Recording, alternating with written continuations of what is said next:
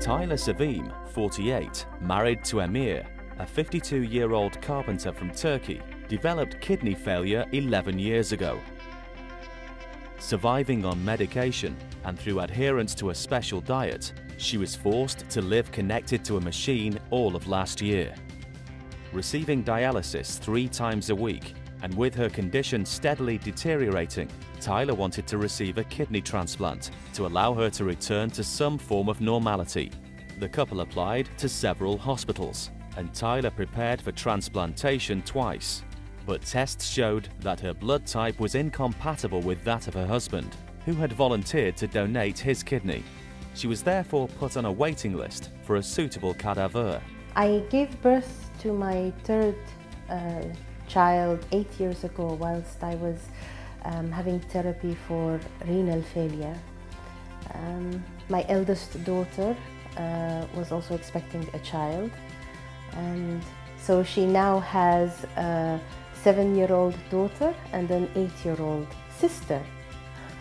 I take care of both children because she works, and my son is currently in college.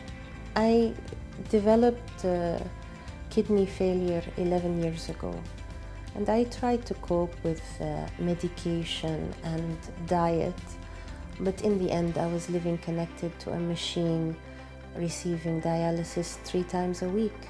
We were very hopeful when at the beginning they told us that my husband was a match, but then he wasn't, and we lost all our hope. Kidney patient Azra Demir, 42, and her husband, car electrician Karem, 43, were another couple who were desperate for a donor due to a blood mismatch. Diagnosed with renal failure 16 years ago, Azra, mother of 2, was on dialysis for 2 years. I cried every night. I was pale, in severe pain. I had no social life whatsoever. This not only affected me, but my whole family. My children and husband were also miserable. Just to add to our helplessness, my husband's blood type did not match mine. Having to receive peritoneal dialysis at home 4 times a day and giving up hope on the cadaver waiting list, which she joined 2 years ago, she went to hospital. Her husband, Karem, was the first to volunteer for Azra, whose condition was gradually deteriorating. As it turned out, Karem was not a match. 1 week after both of the couples returned home, they received a call. According to tests, Emir was a match for Azra and Karem was a match for Tyler for kidney donation. When they received the news, the 2 families got together and agreed to go with a cross-transfer. The transplantation took place in adjacent surgery rooms. If we kept waiting for a cadaver to show up, she would have died. But thanks to this deal, which you can call an organ swap, 2 lives have been saved. And our 2 families have set an example.